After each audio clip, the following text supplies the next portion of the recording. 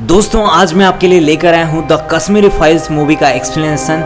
Video काफ़ी ज़्यादा interesting होने वाला है, इसलिए वीडियो को एंड तक जरूर देखें। तो मूवी की शुरुआत में हम 19 जनवरी 1990 कश्मीर का एक सीन दिखाया जाता है, जहां हम शिव और अब्दुल को अपने दोस्तों के साथ क्रिकेट खेलते हुए देखते हैं। जहां शिव अच्छे परफॉर्म करने के बाद सचिन का नाम लेता है तो वहां कुछ लोग उसे कहते हैं कि ये पाकिस्तान है, इंडिया नहीं, और वो लोग उसके बाद शिव को मारने लगते हैं। उसके बाद उसके लंगोटिया यार अब्दुल उसे बचाकर किसी तरह से वहां से भाग निकलते हैं। 1990 वो दौर था जब कश्मीरी पंडितों को वहां रहने का हक छीना जा रहा था, और इस पूरे मूवमेंट को लीड कर रहा था फारूक अहमद दर, जिसे लोग बीटा कराटे के नाम से भी जानते थे। और वो सभी को इकट्ठा करके पंडितों के खिलाफ भड़का रहा था कि ये वतन हमारा है तो इस पर हुकूमत भी हमारी होगी। दूसरी तरफ हम एक औरत को देखते हैं जो अपने बच्चे को डॉक्टर के पास लेकर जा रही थी।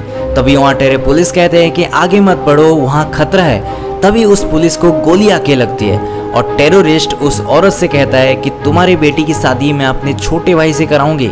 इस वजह से वो औरत गुस्से में आ जाती है और उसके मुंह के ऊपर थूक देती है, और वो आदमी गुस्से में आकर उसे शूट कर देता है। अगले सीन में हम एक पंडित को देखते हैं जिसका नाम पुष्कर था, और वो अपने पोते शिव को ढूंढ रहा था क्योंकि वो अब तक घर नहीं लौटा था। फिर उसका पता मिल जाता है तो पुष्कर शिव और अब्दुल को लेकर जाने लगता है। तभी पीछे से एक आर्मी की जीप आती है और कहते हैं कि मेरे साथ चलो क्योंकि माहौल गर्म है, लेकिन अफसोस वो जीप आधे रास्ते में ही ब्लास्ट हो जाती है। दूसरी तरफ हम पुष्कर के घर को देखते हैं जहां बीटा कराटे और उसके आदमी पुष्कर के घर आकर शिव के पिताजी को ढूंढ रहे थे, जिस वजह से शिव के पिताजी ड्रम में छिप गए थे। लेकिन तभी बीटा कराटे को पता चल जाता है और वो लोग उसे भून देते हैं। वहीं शिव की माँ श्रद्धा ये सब देखकर काफ़ी ज़्यादा घबरा जाती है। तभी वहाँ पुष्कर भी आ जाता है जहाँ बीटा कराटे शिव की माँ को खून से रंगे चावल खाने को कहता है, और कहता है कि अगर तुम ये चावल खा लोगी तो मैं तुम्हें और तुम्हारे बच्चे को वहीं जिंदा छोड़ दूंगा। और इसी के साथ मूवी पहुंच जाती है प्रेजेंट डेट में, जहां हम ब्रह्मदत्त नाम के एक आदमी को देखते हैं जो कि कश्मीर में रह रहा होता है, और उसे मिलने उसका छोटा पोता कृष्ण पंडित आता है जो कि अब दिल्ली में रह रहा होता है। लेकिन वो उसके साथ उसके दादाजी पुष्कर की अस्थियां लेकर आया था। कृष्णा के आने पर कुछ और लोग भी आ जाते हैं जो कि पुष्कर के दोस्त हुआ करते थे, और उनके दोस्तों में थे महेश जो कि एक डॉक्टर थे, हरीश जो कि एक वक्त में डीजीपी हुआ करते थे, और एक दोस्त जो जर्नलिस्ट थे। लेकिन कृष्णा को अपनी मम्मी पापा के डेथ के बारे में कुछ भी नहीं पता था। और इसी के साथ सीन शिफ्ट होती है दिल्ली के जेएनयू यूनिवर्सिटी में, जहां पर कृष्णा ऑडिटोरियम में बैठे प्रोफेसर राधिका का लेक्चर सुन रहा होता है। राधिका वहां बैठे बहुत से स्टूडेंट को भड़का रही थी कि उन्हें कश्मीर को आज़ादी दिलानी है और उसे इंडियन गवर्नमेंट से खतरा है, और ये उस टाइम का वक्त है जब आर्टिकल 370 को कश्मीर में हटाया गया था। लेकिन बहुत से लोग इसके अगेंस्ट में थे, जैसे कि प्रोफेसर राधिका, और वो ये भी बताती है कि 1990 में कोई भी जेनोसाइड नहीं हुआ था, ना कि किसी भी पंडित को मारा गया था। और ये सब सुनते सुनते कृष्णा को भी सच लगने लगता है, और वो प्रोफेसर राधिका के इन्फ्लुएंस में आकर प्रेसिडेंट इलेक्शन में खड़ा होता है। और फिर सीन एक बार फिर से पास्ट की तरफ शिफ्ट होती है और हमें 1989 का सीन दिखाया जाता है, जहां पुष्कर ब्रह्मदत्त से मिलने जाता है जो कि एक आईएएस ऑफिसर था। और पुष्कर ब्रह्मदत्त से कहता है कि कश्मीरी पंडितों को सिक्योरिटी चाहिए, और खासकर मेरे बेटे को, क्योंकि बीटा कराटे उसके बेटे को हिंदुस्तानी जासूस का करार दे चुका है। इसके बाद ब्रह्मदत्त पुष्कर से कहता है कि मैं कुछ करता हूँ। फिर वो सीएम से मिलने जाता है और सीएम से कहता है कि कश्मीरी पंडितों को सिक्योरिटी और सेफ्टी की ज़रूरत है, जिस पर सीएम उसे कहता है कि तुम एक आईएएस ऑफिसर हो, शांति बनाए रखना तुम्हारा काम है। और फिर सीएम उसे इग्नोर करते हुए आगे बढ़ जाता है, और वहाँ बीटा कराटे भी आया रहता है। इसका मतलब सीएम भी बीटा कराटे से मिला हुआ होता है। और फिर सीन शिफ्ट होती है प्रेजेंट में, जहां पर ब्रह्मा की वाइफ कृष्णा को उसके माता पिता की तस्वीर दिखा रही थी, क्योंकि वो लोग जब कश्मीर छोड़ के भाग रहे थे उनके पास इतना वक्त नहीं था कि कुछ सामान भी ले सकें। अब यहाँ पर ब्रह्मा जीनोसाइड के ऊपर कुछ बोलता है तो कृष्णा उसे कहता है कि उस दिन कोई भी जीनोसाइड नहीं हुआ था और ये सब एक अफवाह है। फिर दोनों में थोड़ी सी बहस हो जाती है। फिर ब्रह्मा कृष्णा को फ्लैशबैक में ले जाता है और स्टोरी फिर पहुंच जाती है उस रात में जब बीटा कराटे श्रद्धा को उसके पति के खून से लिपटे चावल खाने को बोल रहा था, और वो उसके बच्चों को सही में नहीं खोना चाहता था, इसलिए वो चावल खा लेती है। इसके बाद पुष्कर ब्रह्मा से कॉल करके कहता है है कि उन जालिमों ने मेरे बेटे को मारकर हत्या कर दी है, और याद रखना जब पूरी इंडिया में ऐसा होगा तो तुम इन्हीं में से एक होगे। फिर पुष्कर एक ट्रक में बैठकर वो लोग कश्मीर से दूर एक टेंट में रहने लगते हैं। वहाँ पर उनके जैसे हजारों थे, जहाँ इंडियन आर्मी ने उन टेररिस्ट से उन्हें बचाकर लाया था।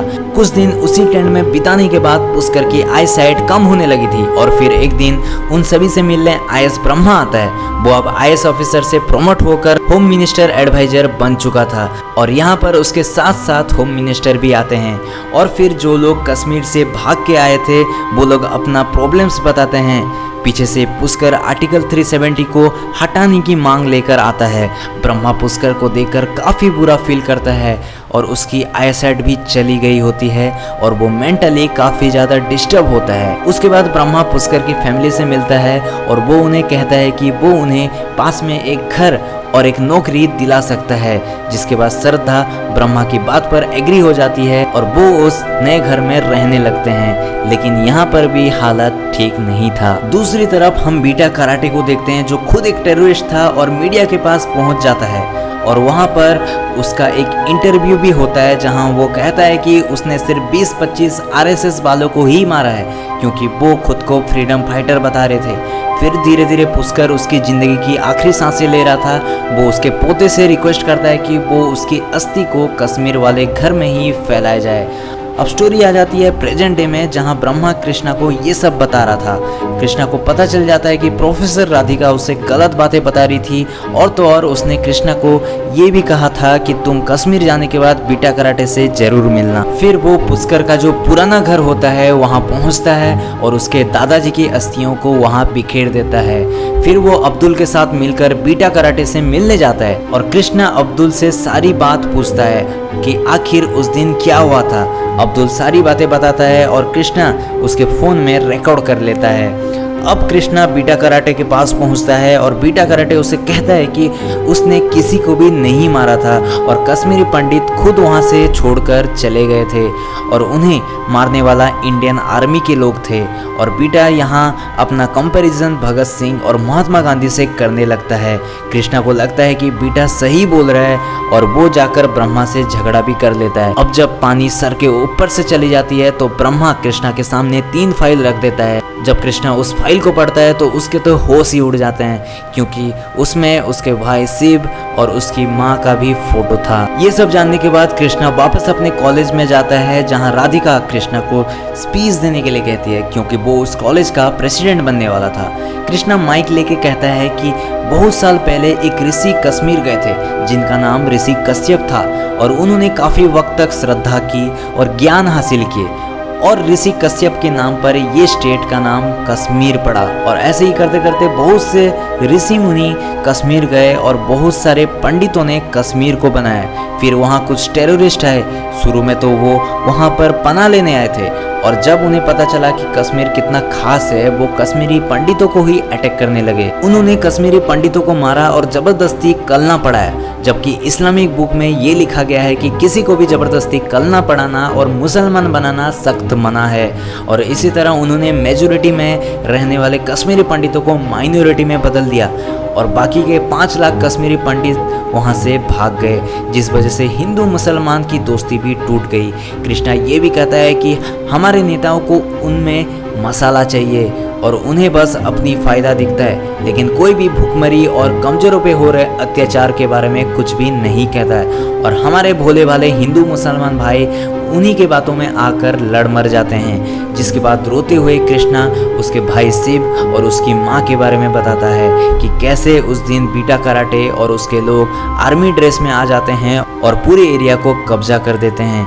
बीटा वहाँ श्रद्धा को मोलेस्ट करने लगता है और एक के बाद एक सभी को मौत के घाट उतार देता है। और इसी के साथ ये मूवी यहीं पर ख़त्म हो जाती है।